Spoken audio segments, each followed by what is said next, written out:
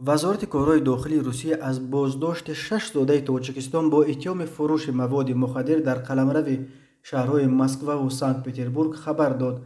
ایرینا ولک سخنگوی وزارت کارهای داخلی روسیه گفت پرونده جنایتی در پی یافت شدن بیش از 12 کیلو حشیش از داخل یک ماشین خونده صنعت در حوزه جنوب و غربی شهر مسکو آغاز کرده شد و در پی این در مکان استخامتی گمانبران در شهرهای مسکو و سانت پتربورگ و ولایت‌های مسکو و لنینگراد گفتگو صورت گرفت.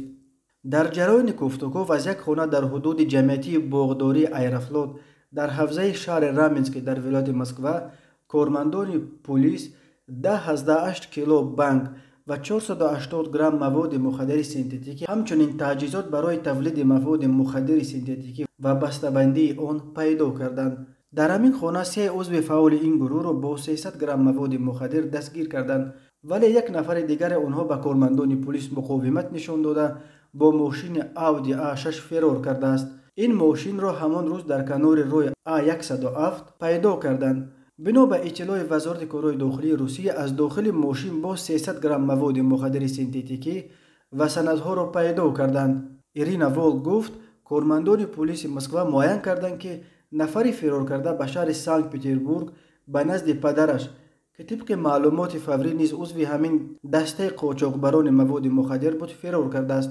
وقتی که نفر جستجو شونده به منزل زیست پدرش رسید، کارمندان پلیس او را دستگیر کردند. هنگام گفتگو از منزل پدری او 46 گرم مواد مخدر سنتتیکی یافتند. صاحب خانه که قبلا هم برای قاچاق مواد مخدر زندانی شده بود نیز دستگیر کرده شد، گفت ایرینا ولک سخنگوی وزارت کارهای داخلی روسیه.